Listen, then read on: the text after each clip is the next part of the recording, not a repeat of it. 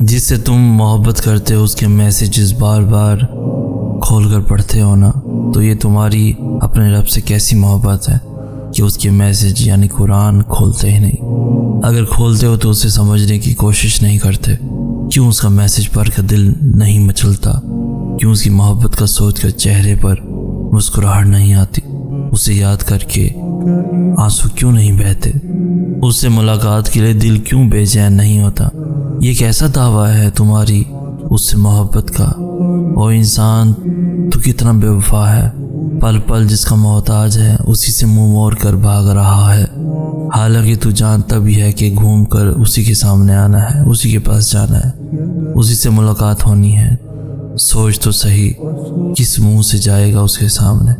क्या तुमने जान लिया तुम्हारी ज़िंदगी का मकसद क्या है? क्या तुमने पा लिया वो राज जिसके लिए तुम्हें यहाँ इस दुनिया में भेजा गया? जो रास्ते अल्लाह ताला से जोड़ते हैं वो बेहतरीन हो जाते हैं। अल्लाह ताला की तरफ जाने वाला हर रास्ता दिल को सुकून बख्शता है। ऐसे महसूस होता है अकेले होने के बावजूद भी कोई साथ है। इंसान की तमन्ना नहीं है क्योंकि अल्लाह साथ है।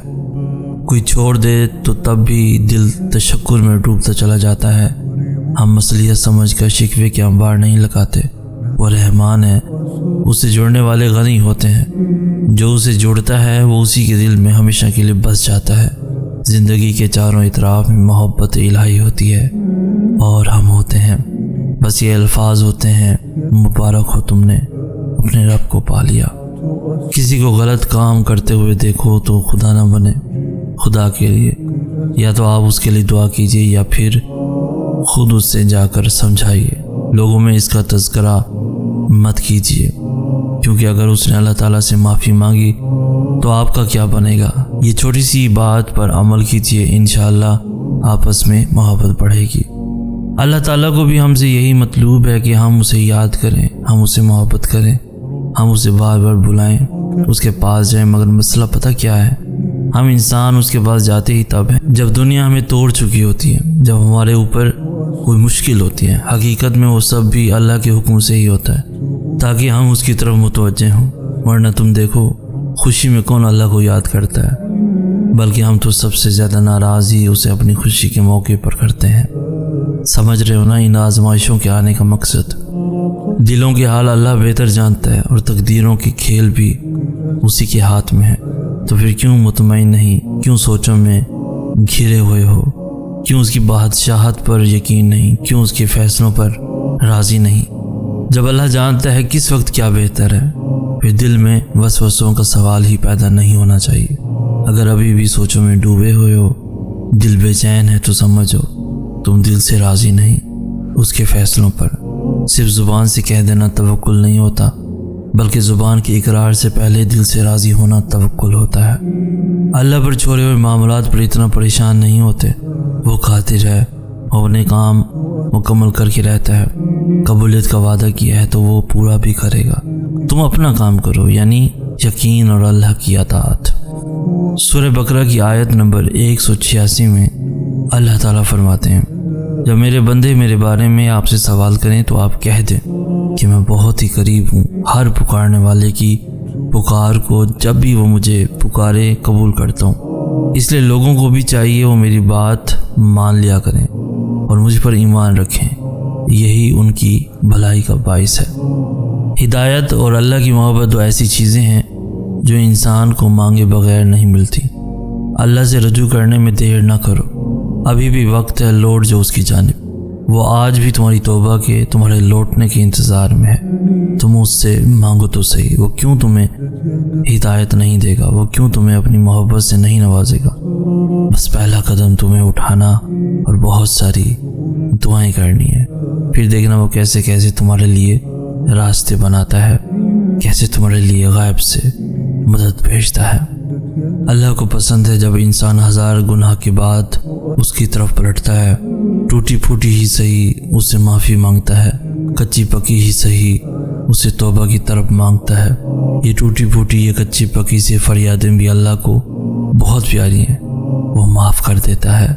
सबकी ज़िंदगी में दो फेज़ आते हैं। पहला जब हम लोगों पे डिपेंडेंट होते हैं, अपने एहसासात में भी, और बदले में लोग बस दुख ही दे सकते हैं जब हम अपना आप उनसे शेयर करें और वो आपको समझने की बजाय सिर्फ तकलीफ दें। तुम समझते क्यों नहीं हो?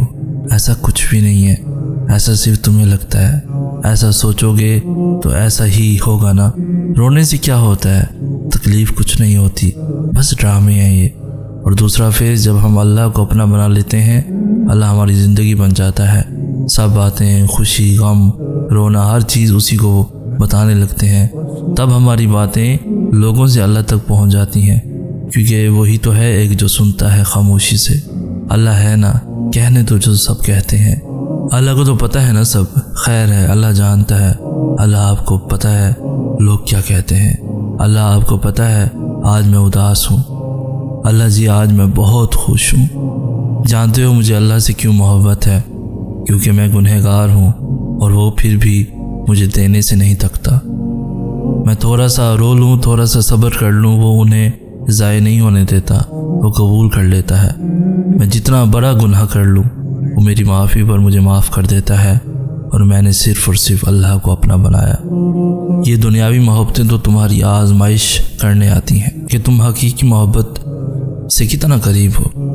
और जब तुम सब्र के साथ उसकी रज़ा में राज़ी रहते हो तो वो भी फिर तुम्हें तुम्हारी मनपसंद चीज़ पलक झपकते वापस लौटा देता है। और ये जो तुम बार बार हर किसी के सामने सब्र और ज़ब्त का वावाइला कर रहे हो, तो बताओ ज़रा, क्या तुम्हारा सब्र ज़्यादा है या फिर सब्र अयूब अलैहिस्सलाम? तुम जो इस आजमाइश की घड़ी में दिनों और सालों का हिसाब रखे हुए हो, तो बताओ ज़रा, क्या तुम्हारी आजमाइश ज़्यादा तवील है या हज़रत याकूब अलैहिस्सलाम की, जब उन्होंने हज़रत यूसुफ अलैहिस्सलाम से जुदाई काटी?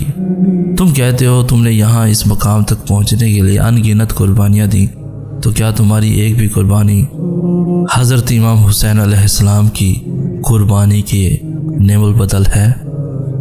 कुछ लोग ज़िंदगी में सिर्फ इसलिए होते हैं कि जब उनको किसी की ज़रूरत पड़ती है वो आपसे बात कर लें, अपने दिल का बोझ उतार लें, थोड़ा हंस लें, सच कहूँ तो वक्त गुजार लें।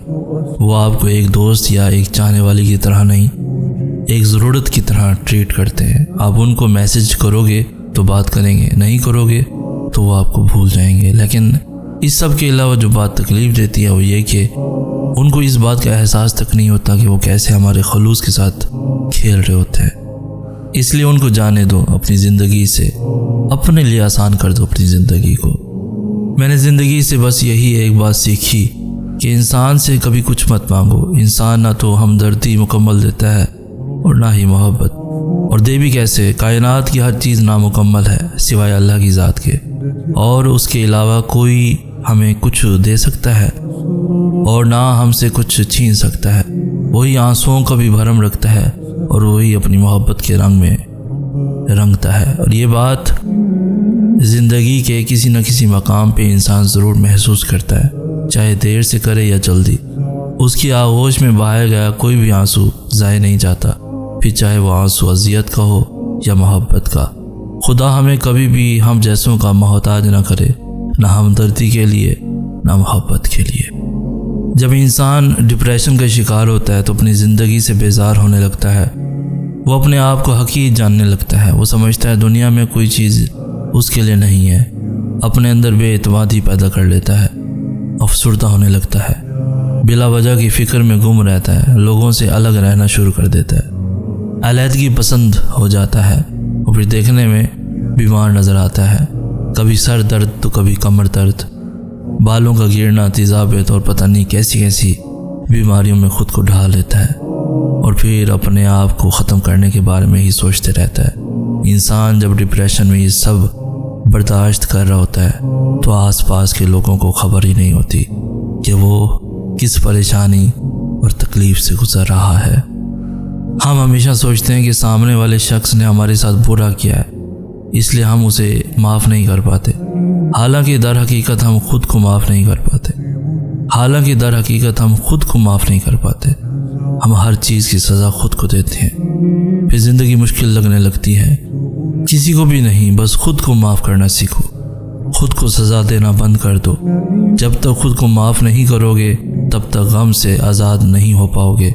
इसलिए खुद पे रहम करो। أسرار قلبي